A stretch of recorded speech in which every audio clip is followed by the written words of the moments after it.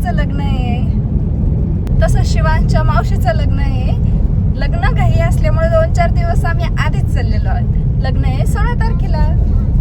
प्रवास लांबचा होता म्हणून एका ठिकाणी थांबलो होतो नाश्ता करायला. पांढरीच्या पुलाची भेळ खूप फेमस आहे. तर नगरच्या आसपासचे जर असले तुम्हाला तर नक्कीच माहीत असेल. इथं थांबलो होतो, नाश्ता करून घेतला. नाश्त्यामध्ये आम्ही मिसळ थाळी ऑर्डर केली होती. मिसळ थाळीमधला तर गुलाबजाम एक नंबर गायब होता. शिवांशने आधी गुलाबजाम खाल्ला आणि मग मिसळ खायला सुरुवात केली होती. मिसळ एकदम टेस्टी होती. खाऊन झाल्यानंतर शिवांशला म्हणलं पोज दे फोटो काढायसाठी, तर शिवांश असे येडेचाळे करीत होता. आणि हो, नगरच्या असल्यामुळे आमच्या भाषेत थोडा फरक पडतो. वेडे नाही तर आमच्याकडे येडे म्हणतात.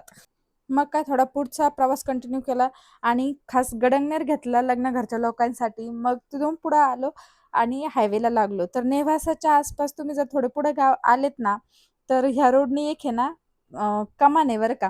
ती रस्त्याच्या एकदम साईडला बांधलेला आहे आणि रस्ता त्या साईडने जातो. रस्त्याच्या साईडला कमान मारली. ही एक अशी कमान आहे जी रस्त्यावर नाही तर रस्त्याच्या साईडला आहे.